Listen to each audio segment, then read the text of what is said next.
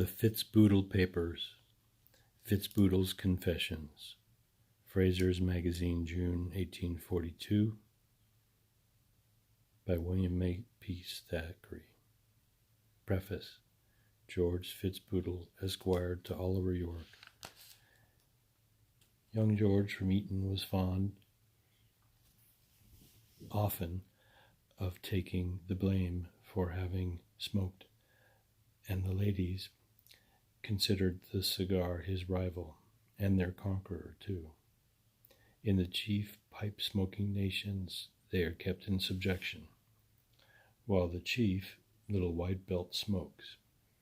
The women are silent in his wigwam, while Mohammed ben Jabramin causes volumes of odorous incense of latakia to play round his head. The women of the harem do not disturb his meditations, but only add to the delight of them by tinkling on a dulcimer and dancing before them.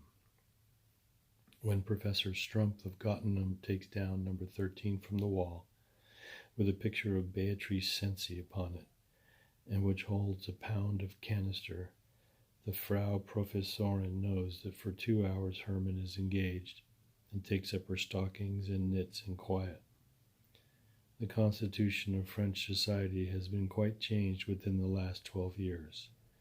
An ancient and respectable dynasty has been overthrown. An aristocracy which Napoleon could never master has disappeared. And from what cause? I do not hesitate to say, from the habit of smoking. Ask any man whether, 5 years before the Revolution of July, if you want a cigar at Paris, they did not bring you a roll of tobacco with a straw in it. Now the whole city smokes. Sobriety is changed, and society is changed. And be sure of this, ladies, a similar combat is going on in this country at present between cigar smoking and you. Do you suppose you will conquer? Look over the wide world and see that your adversary has overcome it. Germany has been puffing for 60 years. France smokes to a man. Do you think you can keep the enemy out of England? Pshaw. Look at his progress. Ask the clubhouses. Have they smoking rooms or not? Are they not obliged to yield to the general want of the age, in spite of the resistance of the old women on the committees? I, for my part, do not despair to see a bishop lolling out of the Athenaeum with a cheroot in his mouth, or at any rate a pipe stuck in his shovel hat. But as in all great causes, and in promulgating of new and illustrious theories, their first propounders and exponents are generally the victims of their enthusiasm.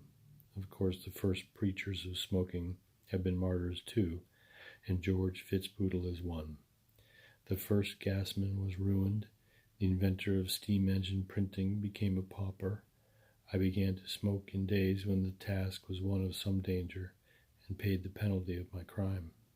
I was flogged most fiercely for my first cigar, for being asked to dine one Sunday evening with the half-pay colonel of dragoons, the gallant, simple, humorous Shortcut, heaven bless him. I have had many a guinea from him who had so few. He insisted upon my smoking in his room at the Salopian, and the consequence was that I became so violently ill as to be reported intoxicated upon my return to Slaughterhouse School, where I was a boarder, and I was whipped the next morning for my peccadillo. At Christ Church, one of our tutors was a celebrated, lamented Otto Rose, who would have been a bishop under the present government, had not an immoderate indulgence in water gruel cut short his elegant and useful career. He was a good man, a pretty scholar and poet.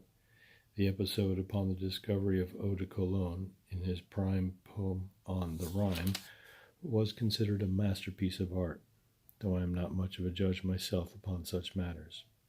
And he was as remarkable for his fondness for a tuft as for his nervous antipathy to tobacco. As ill luck would have it, my rooms in Tom Quad were exactly under his, and I was grown by this time to be a confirmed smoker. I was a baronet's son. We are of James' first creation, and I do believe our tutor could have pardoned any crime in the world but this. He had seen me in a tandem, and at the moment was seized with a violent fit of sneezing, sternatatory paroxysm, he called it, and at the conclusion of which I was a mile down the Woodstock Road. He had seen me in pink, as we used to call it, swaggering in the open sunshine across a glass plot in the court, but spied out opportunity a servitor, one Todd Hunter by name, who was going to morning chapel with his shoestring untied, and forthwith sprang towards that unfortunate person to set him an imposition. Everything, in fact, but tobacco he could forgive. Why did cursed fortune bring him into the rooms over mine? The odor of the cigars made his gentle spirit quite furious. And one luckless morning, when I was standing before mine oak, and chanced to puff a great bouffle of Veronas into his face, he forgot his respect for my family altogether. I was the second son, and my brother a sickly creature then. He is now 16 stone in weight and has a half-score of children. Gave me a severe lecture, to which I rather replied hotly, as was my wont.